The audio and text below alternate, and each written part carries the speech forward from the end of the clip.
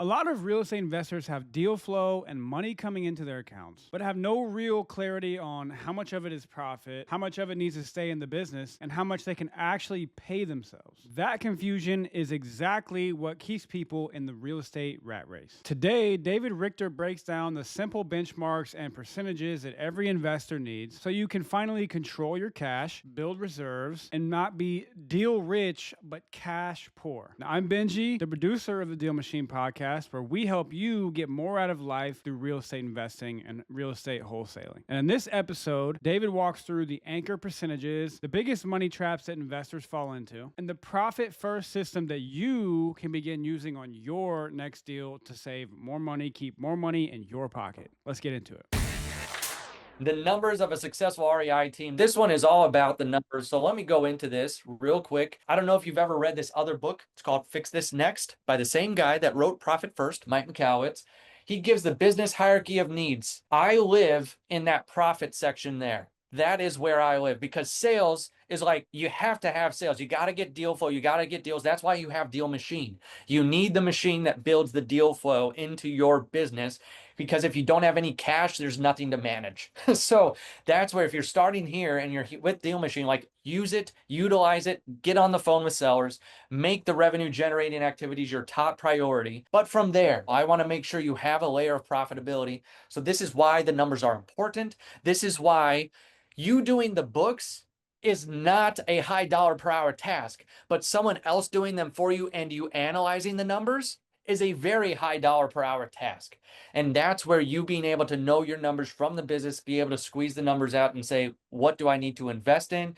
What's my next step? What's my next hire? What's the next play based on my numbers and based on the cash that I have as well. So that's what I want to help you with. First thing is, not just flippers, but real estate, put real estate investors there. Whether you're up and coming and you might be doing 2 to 4 a year, or you want to start doing your first deal, or if you're experienced, you probably have felt this, or like you jumped into business and at some point have felt these things. If you're on this call and you haven't done a deal and you're getting into it, you have a slight advantage where you might be able to, if you actually implement from what I talk. That's the big caveat. You got to implement what I'm talking about. You can have good habits with your deal flow and your money from the first deal. So on paper, it's the paradox too, right? What if you do feel like, hey, we're doing lots of good stuff. We've got a full pipeline, or we are scaling up. I'm actually getting a good average profit per deal, all that stuff. But then you look at your bank account and you're like, where the heck is all that money? It's like, that is the real estate. We can be asset rich, but cash poor, right? A lot of times you've heard that, maybe that cliched statement in real estate. What I want to give you is the advantage that a lot of people don't start with. What's that advantage? Actually knowing those numbers, not just on the front end, but the back end, so you can back it up to say, I know where every dollar is going, and I've intentionally either reinvested back in the business, or I've intentionally put money aside so I can grow the business and do what I want to do, or do other things that you want, or pay yourself and all that. I believe bad money habits keep you in the real estate rat race. That if you don't know the numbers and if you don't have a system for cash, then you're going to live by this formula. Sales minus expenses equals profit. I make a sale, I pay everyone else and their mother, and hopefully there's some profit left over. If you've ever played Cash Flow 101, the real estate investing game created by Robert Kiyosaki, you know there's that little wheel in the middle. That's the rat race, that you're literally trying to land on the green spaces, big or small deals, to get to the fun track, that outside track, which is financial freedom. But a lot of us never make it to financial freedom because we don't have the systems. We don't know what numbers to track. We don't know how much we should have on hand. We don't know what percentage of what I make should I spend versus what should I keep. So that way you don't even have any benchmarks that you're shooting at. That's what I want to give you today, so you're not stuck here. And then I'm going to give you the profit first system near the end as well too, and a couple things just to be able to implement right from this presentation. So let's dive right into it. Here's the question every investor asks that we talk to is, what should I be spending my money on? How much for the marketing? How much when I start to hire people, or like if I have any payroll, if it's for yourself, for VAs, if it's for other people, like, and on your team, and then the operation of the business. And I know this says it depends, but I'm going to give you some actual benchmarks because it does depend on where you are. So let's dive into the actual numbers. This is from here. You'll probably want your paper and pen if you're not driving. You'll probably want to write down some of this stuff because I'm going to give you some financial benchmarks for the real estate world. This one is the anchor, and I'm going to tell you why I call it the anchor, okay? 30% to net profit, meaning after all expenses, 30% either in your pocket or reserved in your business as reserves, 70% going to all the operational expenses, and having at the bare minimum 3 to 6 months reserves. I think in a bad market, it should be more like 6 to 12 months. We're kind of in a tougher market right now, so I lean more towards the 6 to 12 because I like to make sure you have options and safety. But I call these the anchor percentages. You know why? Because if you're first starting out, if you're sitting there and you're like, I don't have a team yet, I'm just starting, or it's me and my spouse, or it's me by myself, or it's me and one virtual assistant, or whatever it is, or I'm just starting to make calls, your percentages are going to be different as a benchmark. I would say it's more like 50-50. 50% going to you because you need to get out of your W-2. You are the only one in the business. You're the only one pumping the money, and like you're the one doing all the things. So more of the money should go to you because I want to get you out of your rat race faster. And then that still leaves 50% to invest into the business, into the operations and the scaling and maybe hiring a person.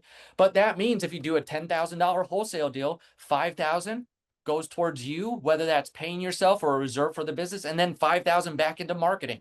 Like if you just do one deal a month, you can build up a pretty good reserve or start paying yourself pretty decently, depending on where your W-2 is. Unless you live in California, then you need to do multiple $10,000 deals a day if you live in California. But here we go. This is where I want to give you these anchor percentages because this is where you can go back to. If you are a mid-sized business, a mid-size to me, on the beginning end is about 0 to 500,000 in gross profit, in like the deal profit. Then 500,000 to about 1.5 million is right here, the 30-70. If you're bigger than that, then your percentages, your net profit might be a little bit smaller, 20 to 25, but you're investing more in the people and the systems, but you still are protecting a net profit. But I call this the anchor percentage because if you're small and you're still at 70-30, that is still a win. You don't have to hit just 50-50. This is still a win. If you're bigger than the 1.5 million, 70-30 is still a win. So this is where I come back to where if you're ever close to these numbers of you're spending 70% of a dollar that comes in and you're keeping 30% of a dollar that comes in, that to me will set you up for success because those 30% then can then be reinvested later on, or it can be your sleep well at night account. This is where I want to give you some of the and go a little bit deeper even into these percentages. Here's another rule of thumb on the anchor percentages, okay? Start with the gross profit, so the revenue minus the deal cost, so like what you're all into a property, purchase price minus everything you bought it, that's the gross profit. Like, on a flip, if you sell it for 200,000, that's not your gross profit. It would be like you made 40,000 on that flip. That's your gross profit. This is how you break down that 70 and 30 and where I would put those certain percentages for those different expenses and for you paying yourself. Here we go. Here's how I break it down. 25% to marketing.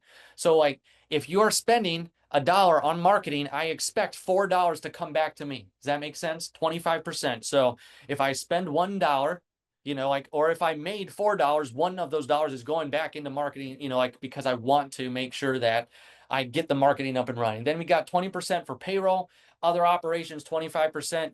These are rules of thumb. I'm also going to tell you for payroll, here's what took us down doing 25 deals a month. Our payroll got above 50%. Actually, we were at more like 65 to 70% of every dollar that was coming in was going towards paying people. That's what took us down. Marketing and payroll are usually the two things that take you down. Usually marketing because you're not tracking your returns, because that's also the best option to be able to make more money, but so is payroll and hiring people and the right people. But if those percentages get way out of whack, that's how you start to spend more than you're making. Because then if you're not tracking the marketing and the returns, then you're not sure how much am I actually spending for every dollar that comes in. Payroll, 20% is super healthy. Anywhere from 20 to 35%, I would say is pretty healthy. If you're going to 35, 40%, of every dollar, and like that's going towards payroll, then you're getting into dicey waters here. Then the other operations, like subscriptions, all that stuff, 25% is a pretty good number. That can fluctuate how big your business is, though. The smaller your business, the smaller that number is usually up front. So that's where you can grow into these percentages. So this is where at the beginning, You might be different percentages, but these are the rules of thumb. For every dollar I spend, I want four in back. For every dollar I spend, I want at least, $5 back for the people that I invest in. And then the other operations, the 25% mark. Then the net profit distribution. This is just how we would break it down at the 30% level. 15 to pay yourself, 10% to taxes, 5% to a growth or reserve account. These are rules of thumb that we've seen be very effective with the clients we work with that help them sleep better at night. They're paying themselves consistently. They have taxes put aside, and then they have a growth or reserve account. So that way they can sleep well because now they don't have to worry about, okay, if everything blows up, do I have something to fall back on? These are rules of thumb. Like I said, the smaller your business is, I would put even more towards paying yourself. So I would actually throw 20% more on owner's pay. Like if it's 50-50, I would have it be 35% going towards paying you because I want to get you out of W-2 land into full-time real estate investing. Next one. Here is, if you're a fix and flipper, this is a number that I would heavily suggest that you're tracking on the regular. Your all-in number, meaning purchase price plus all the repairs, the holding costs, anything that's gone into that property up until the point of where you are today, because then you could actually help, you can forecast, which is something in our world, the financial world, that so many people, they make that sound like a scary word so that they can charge you more to do things with them. But forecasting is nothing more than taking the projected sales price of a property minus your all-in number for a property to get the projected profit.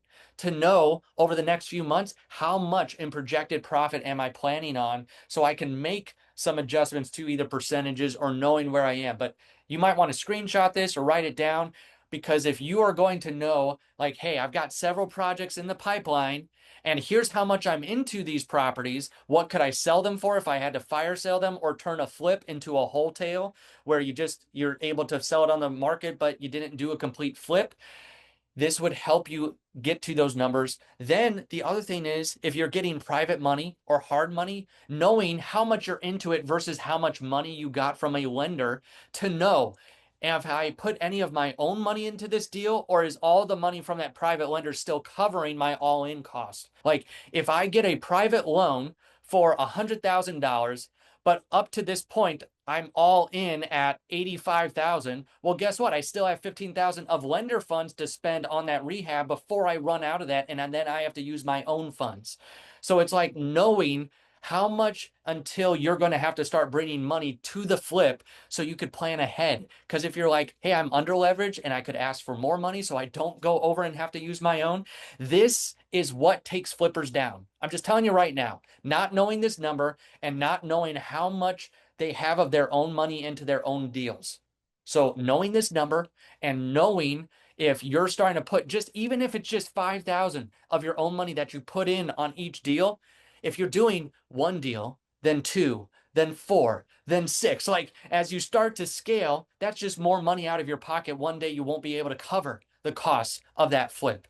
So I'm telling you right now, from day one or wherever you are from this next deal, know where you're all into for all the properties. I would also get how much do you have in loans and are you able to cover all your projects? If that doesn't apply to you and you're like wholesaling right now, this is something to keep on the back burner and think about. If you're ever going to get into flipping, this is something you'll need to track, is knowing how much do I have versus the loans that I have, and versus if I could sell it, how much in profit would it be projected. Successful team benchmarks. I heard someone say, no, it was Dan Kennedy, the godfather of direct marketing, who said the person who can spend the most on a deal wins, which sounded so counterintuitive to me. I'm like, don't I want to spend the lowest amount to get a deal in the door because then my return is higher? But if you want to beat competition in your market, if you can spend more dollars to get the same deal that someone else would have gotten, then you can outspend them and get that deal in the door. As long as there is a return and it's a healthy return, like at least 4x, then you can go out there and spend what you need to get the deal done, which sounds very counterintuitive and might ruffle some feathers because it's like we're all taught to like get our driver costs as much down as possible. And me being a finance guy, it sounds counterintuitive, but I want you to know I don't necessarily care how much it costs to get a deal as long as it is a good return. So if you spend more, because let's just be honest, in California, if you're in Southern California, your cost per deal or contract is going to be crazy high compared to Mississippi, and like several places there that I've been. It's like, this is where you're going to have different different areas of your marketing, different things that will give you different returns. But I'm telling you, just the overall for your business, these are good benchmarks. 3,000 to 8,000 per deal in marketing costs is what we're seeing across the board. 3,000 in some of the more the rural markets, the smaller, the secondary or tertiary markets, then 8,000 kind of on the other end. But we have seen it even a lot higher. We've seen it 15 to 20,000 in some places like New York, California, that place. But that also doesn't scare me because they're also making an X percentage bigger on each deal as well too. Thanks for listening to the DealMachine Real Estate Investing Podcast. Please leave us a review and follow along wherever you're listening to your podcast.